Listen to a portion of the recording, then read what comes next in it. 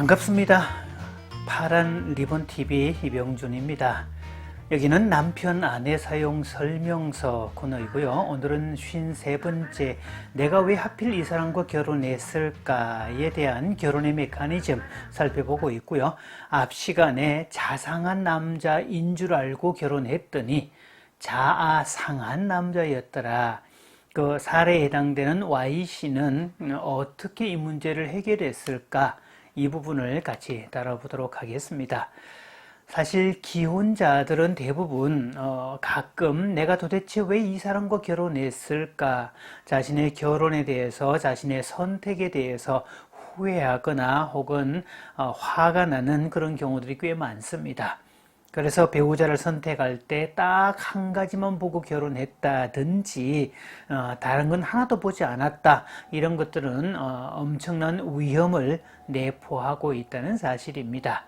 앞 시간에 말씀드렸던 Y씨의 사례, 정말 분노가 치솟아 올라서 주방에는 과도만 남겨두었다는 사례였죠.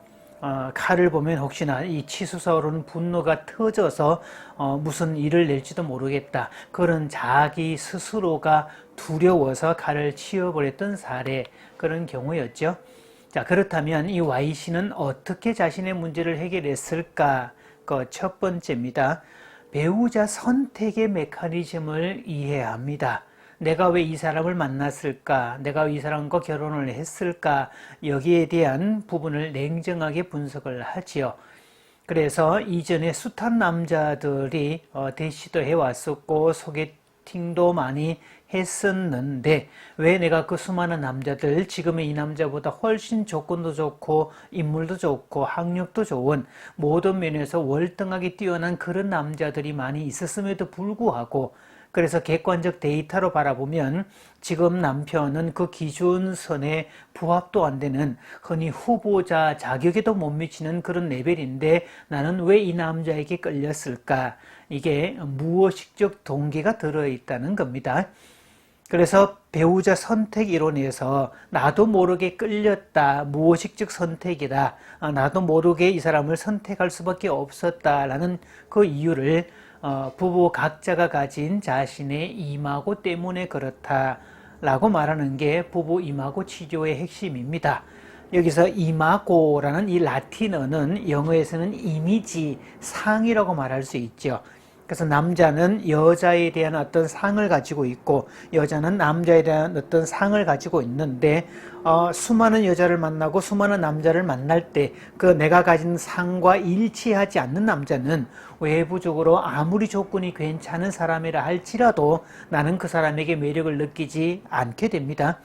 또 대신 외적으로는, 객관적으로는 그다지 배우자로서 어떤 조건, 그런 매력적인 요소가 별로 많지 않았을지라도 내가 가진 상의 관점으로 볼 때, 내가 가진 이마고를 통해서 보았을 때 그 부분과 일치하면 그 사람에게 본능적으로 끌리고 결혼까지 가게 된다는 겁니다.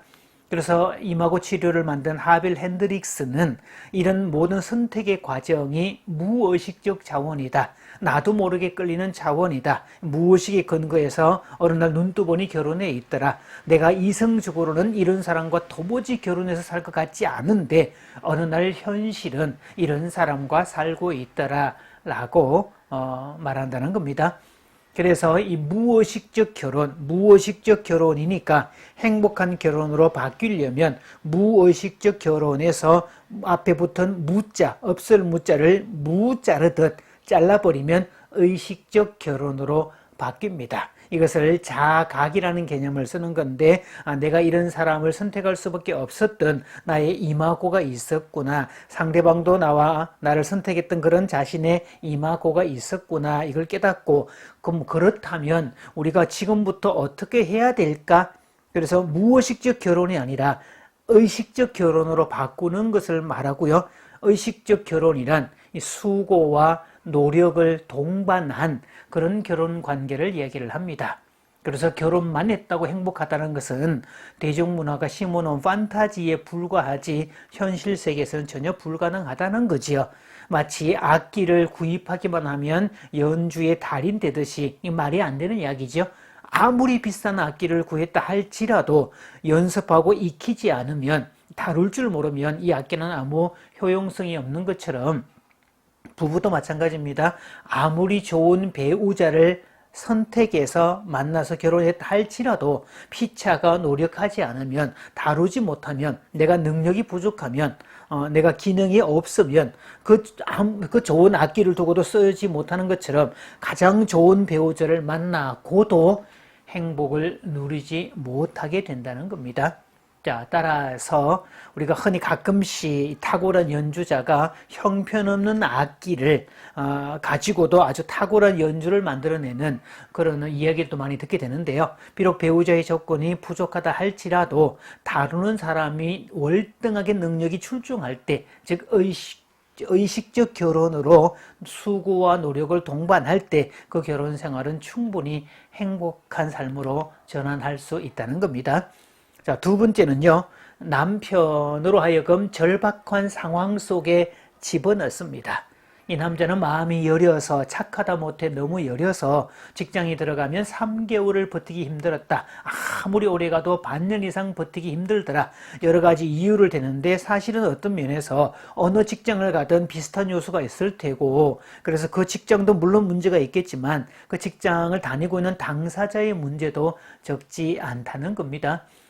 그래서 이 Y씨는 내가 이래서는 안 되겠다 해서, 우리 아이들이 커서 올라가는 입장이고 아이들이 어릴 때는 엄마의 역할이 절대적으로 중요하니 아이들이 클 때까지는 내가 직장을 그만두고 아이들 양육에 전담하겠다 라고 해서 직장을 그만두고 남편으로 하여금 경제적 책임을 이행하도록 바깥으로 밀어보냅니다. 그러면서 3개월쯤 지나서 남편이 직장을 그만둘 조짐을 보이면, 여보, 당신이 직장을 그만두면 우리 온 식구는 길거리에 나 앉을 수밖에 없어요 라고 어떤 절박한 상황을 이해를 해주고, 또는 필요와 격려와 또 독려를 해서 남편을 하여금 또 그 상황을 이겨낼 수 있도록 만들어 줍니다. 자, 이런 작업 이후에 지금 남편은 3년 이상 자기가 겪었던 수많은 그 직장 생활 가운데 가장 오래 다니고 있는 그런 상황이 되고 있습니다. 그래서 이 절박한 상황 속에 집어넣는 일은 책임질 수 있는 기회를 부여해 주는 작업이 되겠고요. 그래서 의지 박약만 탓하거나 비난하지 말고 환경을 때로는 절박한 상황 속에 집어넣는 지혜도 필요합니다. 자, 세 번째, 가정 경제를 내실 있게 꾸려갑니다. 남편의 수입에 맞추어서 지출을 맞춰서 적정선에서 지출을 맞추고, 또한 저축을 쭉 해나가는데요. 계획에 의한 이 경제생활을 만들어 가죠. 그 과정에서 살림을 차고 앉은지 전업적으로 들어앉은지 1년 만에 전세로 살고 있던 집을 구매하게 됩니다. 내 집 마련의 꿈을 실현하게 되었죠. 왜냐하면 Y씨는 어릴 때부터 대리 부모로 자랐기 때문에, 어린 시절을 포기하고 빨리 어른이 되었기 때문에 경제관념이라든지 세상을 보는 눈이 탁월하지요. 그래서 경제관념이 탁월한 Y씨가 들어온 수입과 모든 것을 다 정리하고 또 자신의 어떤 상황을 고려해서 내 집 마련의 꿈을 마련할 수 있었죠. 즉 자신의 능력을 통해서 내 집 마련의 꿈을 만들었고, 그것은 동시에 온 식구들의 안전을 보장하는 그런 행동이 됐습니다. 그 다음 네 번째, 자기를 돌보는 일을 합니다. 어릴 때부터 대리 부모 역할처럼 돌봄을 받아야 될 주체가 돌보는 주체가 되어버리는 이 대리 부모 역할을 했기 때문에 자기를 돌봐준 경험이 없었습니다. 그래서 Y씨는 틈틈이 독서를 합니다. 내면에 관한 심리학에 관련된 부부관계, 어떤 소통, 기타 등등 자신을 돌아보는 독서를 쭉 하게 되는데, 그 수많은 독서를 통해서 자신과 비슷한 사람들을 많이 만나게 됩니다. 그러면서 공감도 하고 그 사람들이 다른 삶을 추구하는 모습을 보면서 모델링을 삼기도 하고 또 위로도 얻고 힘도 얻고 용기도 갖게 되는데요. 피아노를 배우기 시작을 합니다. 자, 어릴 때는 가난해서 전혀 생각지도 못했던 언감생심이었던 피아노 배우기를 시작을 하죠. 자, 어린 시절에 친구들이 부모가 주는 레슨비를 가지고 피아노 학원을 가는 모습이 그렇게 부러웠는데 우리 집은 아예 꿈조차 꿀 수 없었던 상황이었더라. 그래서 그때는 못했지만 지금은 내가 나를 위해서 해줄 수 있다. 그때 못한 것을 지금에라도 해주려고 노력하는 그런 시간을 갖습니다. 그렇게 배우다 보니까 이 피아노 배우는 재미에 푹 빠지었습니다. 그리고 요리도 배우기 시작을 합니다. 즉 로망처럼 있었던 그냥 막연한 요리 말고 생존을 위해서 먹고 치우는 그런 요리 말고 좀 더 고상하고 좀 더 맛이 나고 이 요리가 행복이 될 수 있도록, 그래서 피아노도 배우고 요리도 배우고 그런 시간을 갖죠. 자, 그랬더니 그런 시간이 흘러가는 동안에 분노가 치솟아 올랐던 자리, 용암처럼 끌어올라서 혹여나 모를 또 우발적인 어떤 상해를 일으킬 수도 있는 그런 상황이었는데, 그 분노의 크기가 자꾸 외적으로 피아노를 배우고 요리를 배우고 독서를 하고 그런 과정을 통해서 점점 더 분노의 수치가 내려가고 대신 그 자리에 활력이 생겨납니다. 나도 모르게 여유가 생겨나고 웃음이 생겨나고 혹여 남편이나 아이들이 들어 속을 썩이는 일이 있어도 그것을 받아줄 수 있는 여유가 생기죠. 그래서 늘 어릴 때부터 부모를 돌봐왔던 Y씨, 자상한 남자인 줄 알고 갔더니 자상한 남자였더라. 그 남자도 내가 돌봐야 될 남자였더라 였는데, 거기서 분노가 치솟아 올라서 문제가 되었던, 그러나 자기를 돌보는 과정을 통해서 받아들일 건 받아들이고 해결할 수 있는 것은 해결함을 통해서 자신의 인생을 찾아갈 수 있었던 경우였습니다. 자, 다음 시간에도 계속 이어가겠습니다.